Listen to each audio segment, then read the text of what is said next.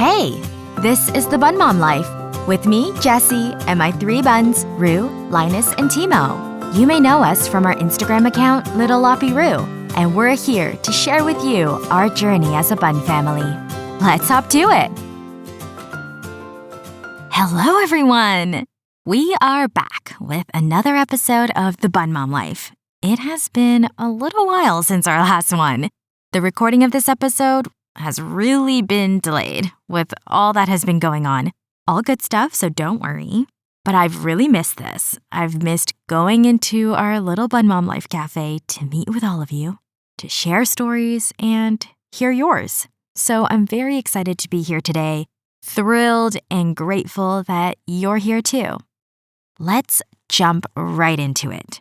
Oh, by the way, we do have some exciting updates to share, but it won't be during this episode, so be sure to tune into our future episodes because the Bunmom Life community will be the first to hear about them. We're so excited to fill you all in.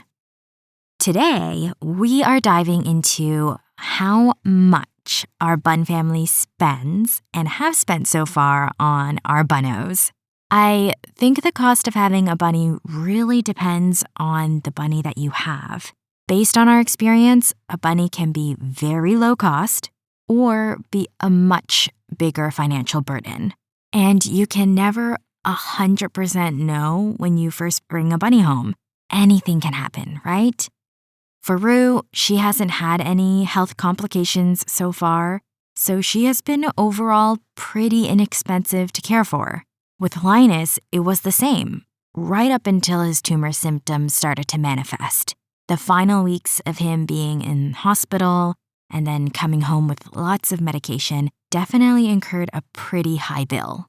Then with Timo, who had recurring health issues and needed hospitalization every 2 months, with medication required every day, in a short period of time of having our sweet Timo, this period was the most money we've ever had to spend, even with all the other years of having bunnies combined. So it's hard to say how much on average having pet bunnies cost, mainly because of those exotic vet bills, because it ultimately depends on the bunny and each of their own health conditions plays a huge factor. Despite the big range in costs and bills, we have no regrets, absolutely no regrets of having each one of our bunnies. We love them so much. And if paying more money meant we could have had any of them for even longer, we would have definitely done it without any hesitation. But it is important, I think, before getting a bunny or any pet for that matter, that vet bills, health bills, unexpected emergencies, all these costs are taken into consideration.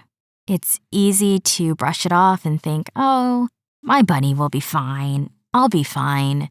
But if something really happens, you want to be able to afford their care and their treatment without it being a huge burden on you, and also without having to make that tough choice of having to choose between treating your sweet fur baby and not because of financial reasons.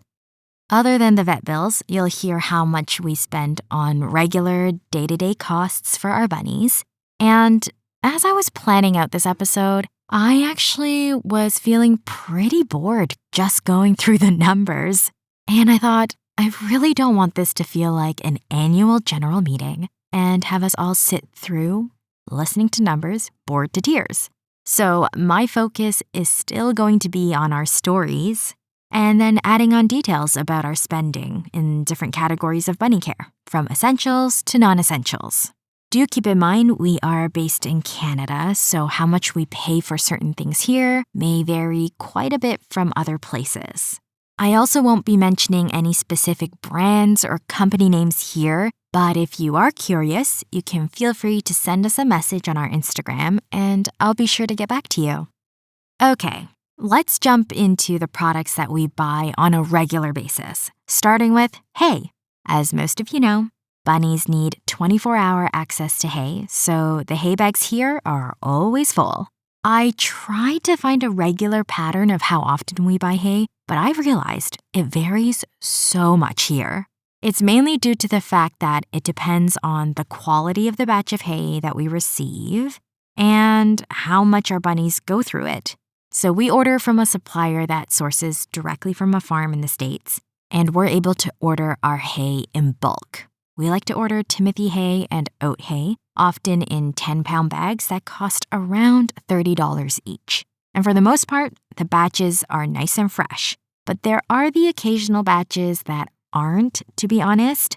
And when this happens, we find a lot more hay is wasted since the buns don't really eat as much of it. But honestly, this applies to fresh hay as well. Rue will eat all of her favorite pieces and leave the rest alone. But if the batch of hay is not as fresh, then we just get much more hay that's being left behind. We do hay refreshes every single day, sometimes twice a day. So that can end up going through the hay pretty quickly. Usually we order a 10-pound bag of each every 2 to 3 months or so. But once in a while, rarely, but it does happen, like last month, we ended up ordering twice within a month.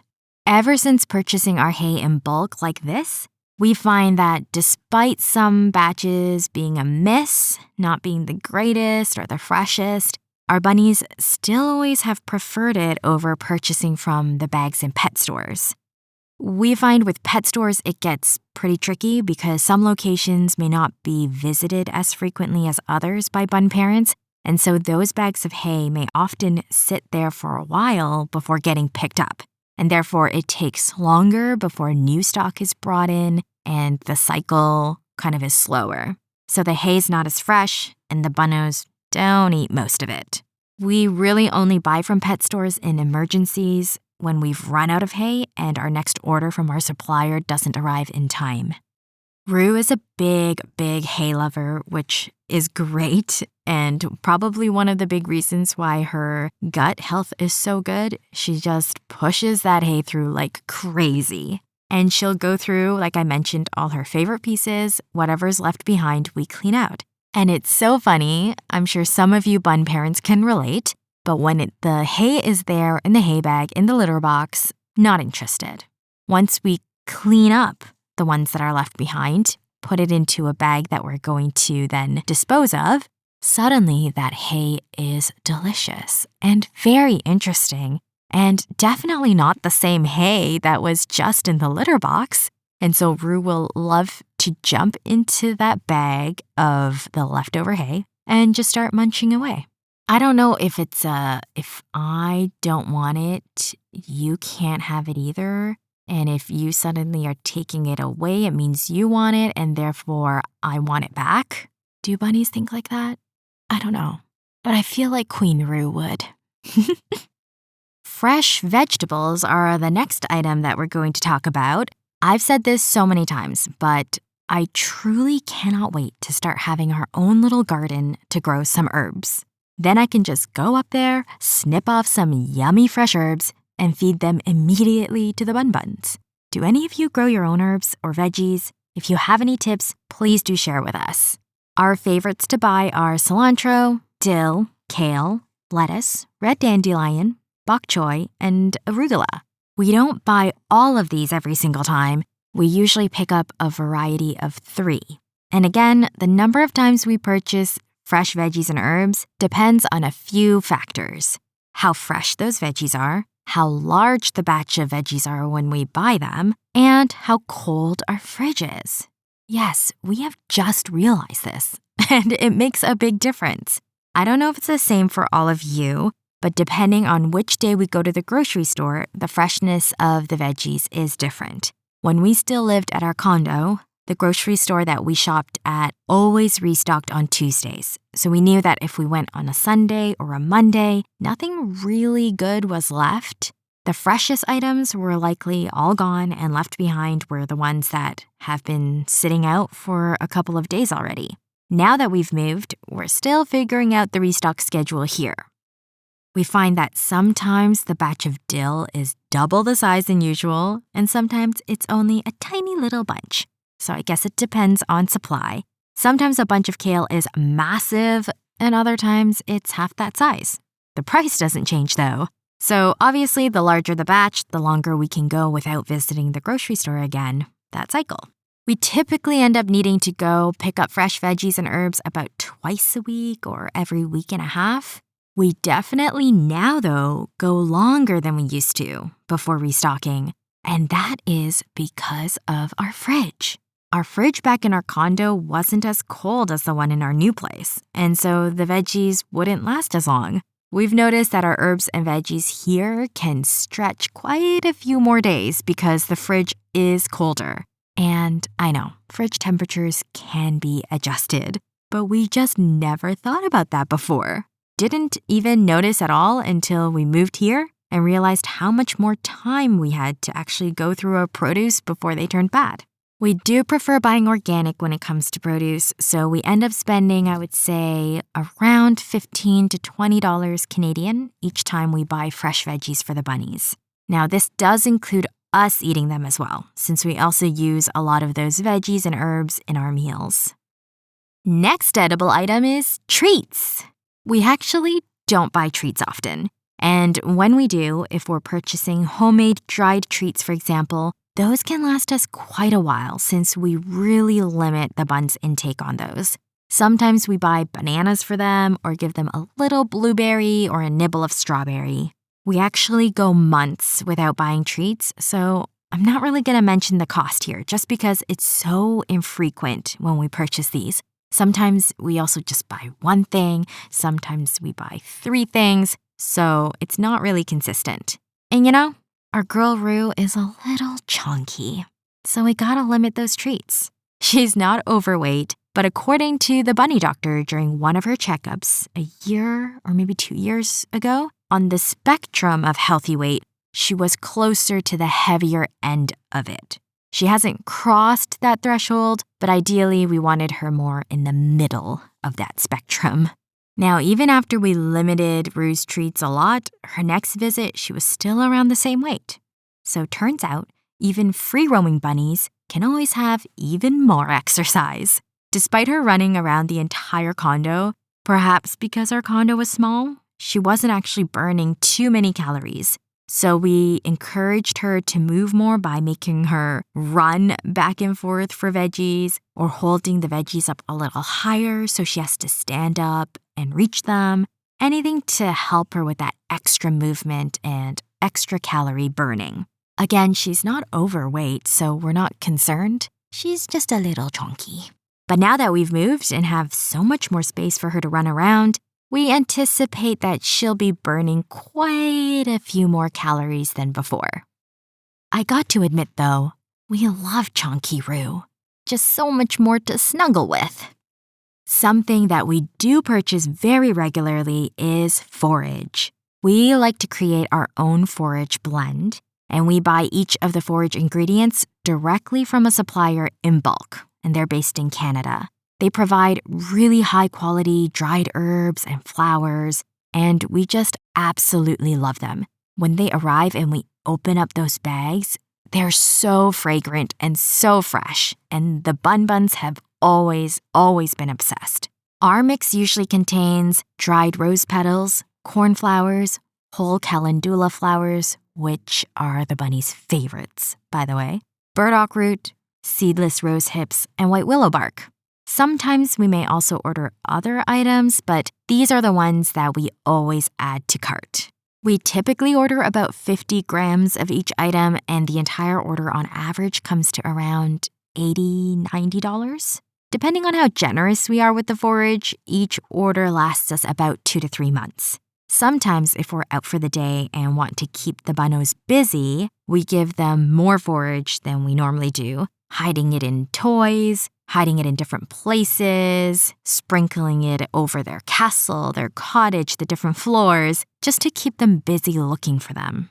And sometimes for Rue, back in the condo, if we were leaving for a long day or for the evening when we knew that she'd be pretty awake and active, we would rearrange some of the small pieces of our furniture in the home. We'd open up old toys like her tunnel, we'd spread out different cardboard boxes if we had them, and then we'd sprinkle a bit of forage everywhere. This would keep her occupied and entertained while she hopped around the entire home hunting for forage. I'm sure in the end, it probably only lasted about 10 minutes. But still, bunnies are really good at hunting for nom-noms, and they do it quick. But the great thing about this is that it actually continues to keep them busy throughout the day, since they end up finding hidden little treasures of forage in places and corners, and so it stimulates them and they're kind of constantly just trying to look for them. So it encourages them to constantly move, constantly look around, sniff around, and helps prevent them from being too bored. We absolutely love forage. The products are safe for bunnies and have a lot of health benefits too, and they're not sugary like a treat, but to the buns, they feel like a treat. So it's win-win-win. We don't mind spending more on forage since we barely spend anything on treats. And just a side note, we do still limit the amount of forage on a regular basis, about 1 to 2 tablespoons of it per day. It's just on the occasions when we're gone for longer than usual that we may increase to a couple tablespoons more. All right, next up, chew toys. What we have learned over these years of having bunnies is that we have bunnies who are quite picky on what they like to chew, and sometimes they go through phases. We've purchased so many different kinds of chew toys for our bunnos, and they have actually not been interested in most of them. The only chew toys that they have really enjoyed are palm plates and loofahs. Palm plates we always have on hand. We buy them online for about $20 to $30 a pack, each pack containing about, 25 of them or so. The bunnies love these. What's funny is that Queen Roo is even picky about her palm plates. She loves the ones that are super thin because they're extra crispy. She'll chew through a thin, crispy palm plate really quickly. If the palm plate is thicker, she'll do a quick nibble and then never touch it again. And sometimes the palm plate's thinness varies even within the plate itself. So she'll chew up all the thin, crispy parts and then leave all the thicker parts behind. Before we know it, we have small chunks of palm plates scattered all over our floor. It's pretty funny. I guess it's similar to how some humans like thin crust pizzas and some like thicker crusts. Everyone and every bun has their own preference in food texture. Loofahs we don't buy as often, but when we do, it's usually from the little shops that have them flavored in fruit juices. And this is why we don't get them often. Because, as you know, we like to limit our sugar intake. When we do buy them, we will cut the loofahs into quarters, and so the bunnies get a corner each time. They love this stuff. We just ordered some. They were about $18 for a pack of 4, so not the cheapest, but considering we quarter them, that's like 16 pieces. Okay, here's an interesting story about chewing. Our bunnies were never initially interested in chewing baseboards. When we had Roo, she never touched a baseboard the first few months. Then when Linus came, they both didn't really have any interest. Not in furniture, not in baseboards. Now, I don't know if this was when it all started, but I do know that they're linked for our buns. When we ordered apple sticks for our bunnies to chew on, that seemed to be around the time when they started to notice and chew the baseboards. They love chewing apple sticks. And I don't know if it's that they got exposed to yummy, delicious wood and then realized yummy, delicious wood was on the walls and easily accessible. So they began the attack on baseboards. It wasn't until I started to notice that whenever we had apple sticks and they finished them and we ran out, that was when they then started to be more interested in the baseboards than before. That was when I stopped ordering apple sticks. Baseboards was a phase that Roo and Linus was on for a few months. It was not fun. Afterwards, they stopped for whatever reason. They grew out of that phase, and then we didn't have an issue with baseboards being chewed up again. We also never bought apple sticks for them ever again. Timo was never interested in them either when he was here, so it was really only for those few months. But during just those few months of Roo and Linus going through a baseboard phase, did quite a bit of damage to our baseboards. When we moved here, Bun Dad actually went back and fixed up all the baseboards, so they actually look pretty good and they weren't difficult to fix. But you never want to have to do that. I've wondered if you could create a baseboard toy. Just buy a few baseboards, cut them, piece them together into a square or something, and then place it in the middle of the room. Would that help? I'm not sure. If anyone has tried this, please do share. I'm sure many bun parents would like to know. Another side story on chewing. We are very lucky in that our bunnies have all never been that interested in chewing our furniture, despite them being made of wood. I mean, don't get me wrong, we may detect a little bite mark here or there, but it's from them testing it out, realizing, not really that great, and then they never do it again. But remember how I mentioned that our bunnies go through phases? So we had the baseboard phase. Thankfully, that's over. Rue does not care about our baseboards here. Rue also went through a phase when she learned how deliciously chewy the couch is. It was a couch we bought shortly after we brought her home. We wanted more space for her things, and we rarely sat down on our couch, so we downsized to a smaller one that was leather. She paid it no attention for months. Then randomly, don't know if it was a year or so later, she suddenly decided to nibble it and enjoyed it and kept nibbling. So now we have holes in that couch. Then after a little while, she lost interest again and fell out of that phase. We're waiting for our new couch to arrive. It's going to be a small sectional, and it's not leather. And we're very excited to see Rue play on it and hopefully not nibble it. Okay, moving on to the things that are not edible or chewable, or actually, I guess everything is chewable for a bunny. But we're going to talk about litter box items. These are probably the last material item that we spend money on a regular basis. Pee pads and litter bedding. Pretty standard stuff. Typically, that's around $30 for a pack of pee pads and another $20 to $30 for the litter bedding. And neither items require restocking too often, maybe every 2 to 3 months or so. Some of you also know that our litter box setup has a grid, and so it does allow us to clean the litter box less frequently, which means probably we restock on our litter box items less frequently than those who have open litter boxes without a grid. And with the same case as refreshing hay, cleaning the litter box triggers the bunnies in the same way. They love to jump into the litter box when we're cleaning it. Rue especially will follow us and the litter box to whatever point in the house that we set that litter box down to start emptying and cleaning. And as soon as we set that litter box down, she is in it. She's in it. She's munching on hay. She's doing her toilet business. She just likes to do it when she thinks we're about to take it away. As in trying to really tell us that it's hers and not ours, and how dare we.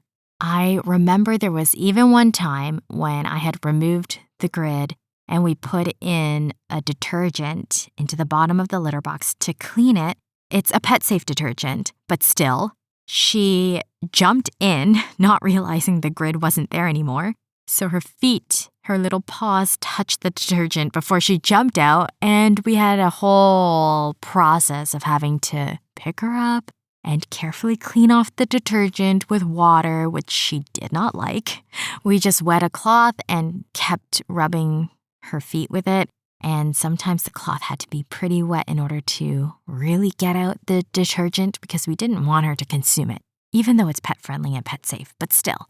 So now we just make sure that she is not near the litter box when we're cleaning it.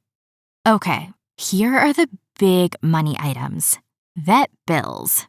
I won't be sharing a detailed breakdown of what we've paid. I'm not going to be showing any of our invoices, but it's really more of a general, overall estimated amount of what we've paid for different vet visits. The last time I checked, we do not have bunny insurance available in Canada, unfortunately, so everything did have to come out of our own pockets. For all of our bunnies, we always did a regular checkup twice a year. Each visit is around $130 per bunny. I've mentioned before that Rue's spay was around $400 at the time that we got her. Linus and Timo were already neutered when we adopted them, which was great. We didn't have to worry about those bills or worry about the recovery. Getting all of them vaccinated with the RHDV2 vaccine was about $50 per bunny. Regular vet bills are not so bad, so if you have healthy buns, your vet bills may not be a huge dent in your bank account. When we had Rue and Linus, our vet bills were minimal. Then when Linus's brain tumor started acting up and he had to be hospitalized and had to be on a lot of medication, our bill for Linus for the, 5 to 6 days that he was hospitalized came out to around $6,000. This included the x-rays and the scans that we had to do. With Timo, the poor boy had recurring health issues, and he'd have to be hospitalized for several days every 2 months. He had to be placed in an incubator, he needed IV fluids. We also ran blood tests and scans every single time because we were hoping that somehow, with the scan this time, we'd figure out what the issue was. So every 2 months, we were forking out about $2,000 to even $5,000, depending on the visit. I think with Timo's 1.5 years with us, we spent almost $20,000 on vet bills. And yet, the money was not the hard part. It was us trying and doing all that we could, and still he wasn't getting better. I wanted to highlight the vet bills because this is the reality sometimes of having a bunny. We can't always predict which bunny will be healthy or not. Vet bills are serious, especially exotic vet bills, and the heartache attached to every emergency visit, every overnight stay, every single time they don't feel well is overwhelming. It's a lot. Bundad and I always wish and talk about this, that every bunny could have all the chances to get better, that humans don't abandon them once issues arise and more money is needed, that they have someone to fight with them and fight for them to the very end until it was really time for them to go to bunny heaven. Vet bills and the capacity to afford them should really be a serious consideration before anyone brings home a fur baby. Whether that means, every month setting aside a certain amount of money into an account that's just for bunny healthcare, or making sure you get that insurance if it's available in your country, or knowing that you have a plan to make that money if it was needed. I think these are all things that are fair to consider and should be considered for the sake of fur babies. So as you can probably tell from this episode, we have spent quite a chunk of money on our buns. And all this doesn't include all the decor and the hidey houses that we've purchased, all the travel items that we have for them. Having pet bunnies is not cheap, but worth every penny. We don't regret having them. Like I said, we only wish that we had more time with Linus, more time with Timo, to have spoiled them even more. And that's all for today's episode. We hope you found this episode interesting or helpful. If you'd like to share with us any of your feedback or your stories, we'd love to hear it. Have a wonderful day or evening wherever you are. And remember, you are loved and cherished always. Our buns send you lots of boobs. Bye.